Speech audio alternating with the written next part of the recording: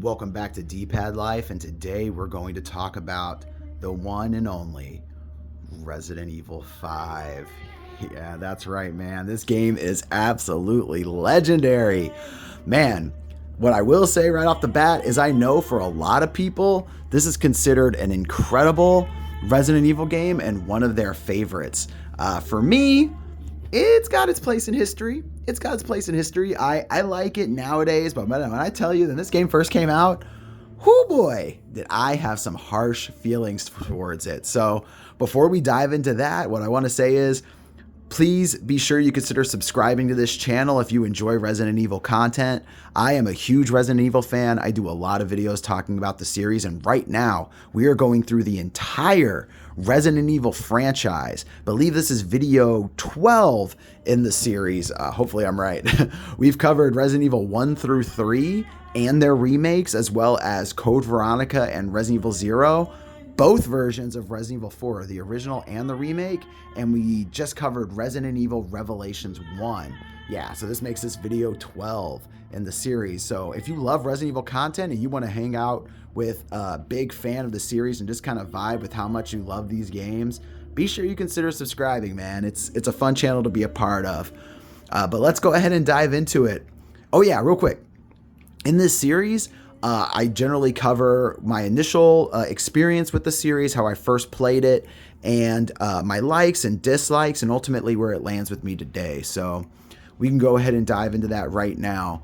When Resident Evil 5 first got announced, and I saw that trailer of Chris walking around in the daylight and the shadowy figures chasing after him, a lot of like silhouettes and things like that, I found it pretty scary. I was like, wow, man, this is a really cool idea to make the daylight scary. And what I thought would have been really neat is anytime you entered a covered or shaded area, or like entered a hut or a house and you stepped out, if you were like blinded for a second, and that would add to some of the anxiousness of transitioning between indoors and outdoors. But unfortunately, Capcom kind of promised that their whole goal was to make the daytime scary, like a time of the day that you didn't think would usually be scary. We're going to make it scary. They also mentioned some sort of like overheating mechanic, like if you're out in the sun too long. All that got scrapped. I don't know if maybe it was just bogging down the experience or making things awkward, but ultimately they sort of just said, hey, remember what we did with Resident Evil 4? Let's just do that again. And this time, let's get even a little bit more bombastic with it a little bit and get a little bit more over the top.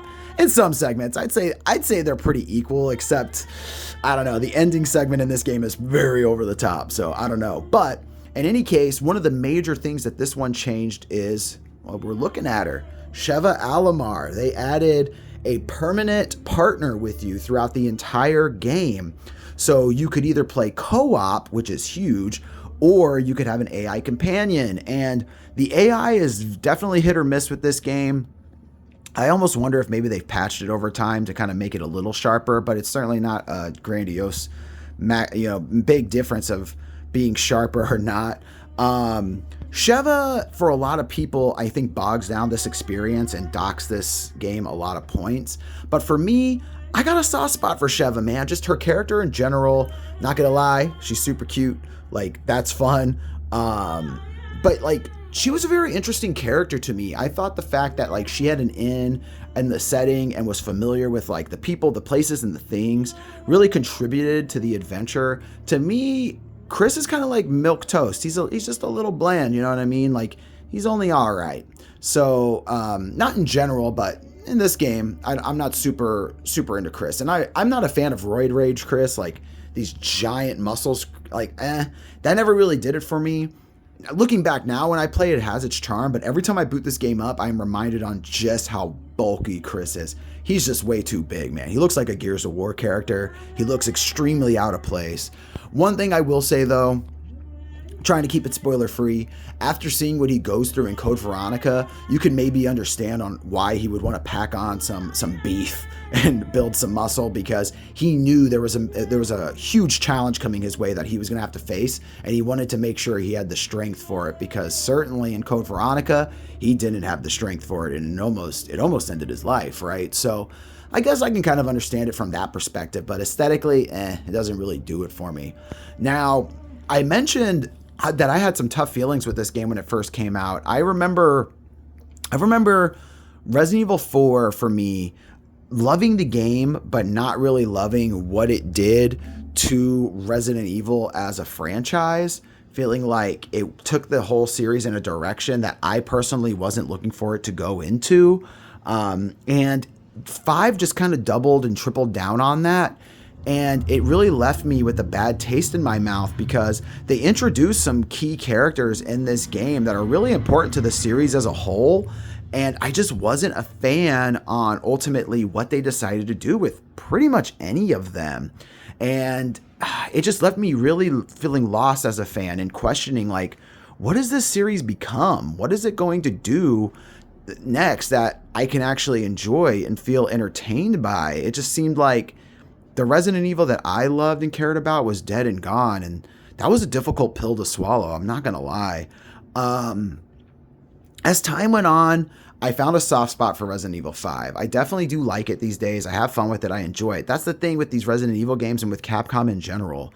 You know, they might make a game that I'm not necessarily a fan of in the sense of like what they're doing with the storyline or the characters, but the games are always so much fun. So it's hard to stay mad at them. It's hard not to feel invested in them because, like, at the end of the day, it's a fun game, right? Like, Resident Evil 5 is a blast, especially on co-op. I don't have much to say about it mechanically. It doesn't do a whole lot new that Resident Evil 4 hadn't already done before it.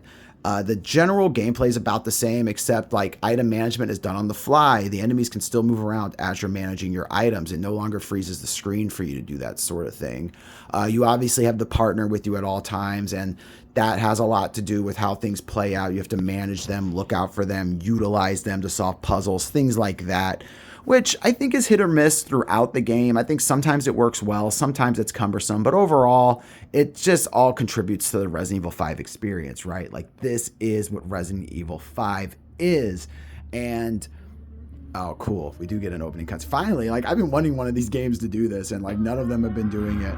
But, there might be some dialogue here, so I might have to kind of turn that down a little. But in any case, overall, though, it is a memorable experience. Much like 4, I feel like I come out of this one just with this feeling of like, this game is undoubtedly like iconic. When you think of Resident Evil 4, you think of Resident Evil 4. That sounds kind of funny, but it's like that game has such a presence about it, such a aura about it, that Resident Evil 5 really did the same thing. As much as the games are similar, they're very unique in their stories and their presentations and just the general feelings you walk away with when it's all said and done. I think Resident Evil 5 really does stand on its own as being a super unique story.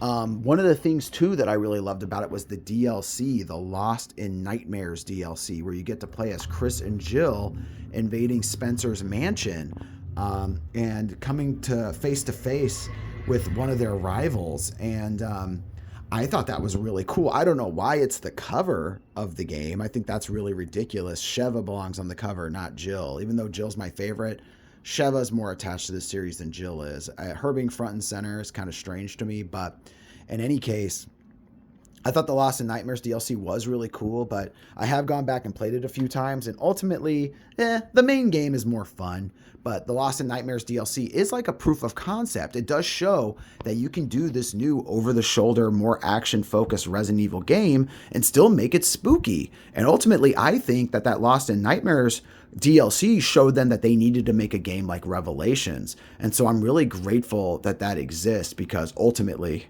it gave us Revelations, right? And so what's been going on in the rumor mill recently is that a Resident Evil 5 remake is in the works. And while I do think that is, from what I've been hearing recently, is it's actually on hold. Apparently, I don't know how true this is, but it's coming from some pretty trustworthy sources from what I understand, is that Capcom has decided to focus on a Code Veronica and potentially Resident Evil 0 remake before dropping 5, which I think is the right call. 5 really needs Code Veronica to jump off of. They have a lot to do with each other.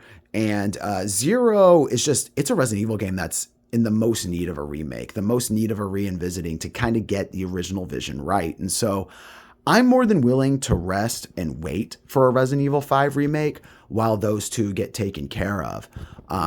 But I'd like to hear what you guys have to say. What do you guys think of Resident Evil 5? What do you think of a potential Resident Evil 5 remake? Would you rather have that sooner rather than later? Are you feeling kind of bummed if they're going to prioritize anything else over a 5 remake? I'd be curious to hear what you guys say down below. Do me a favor.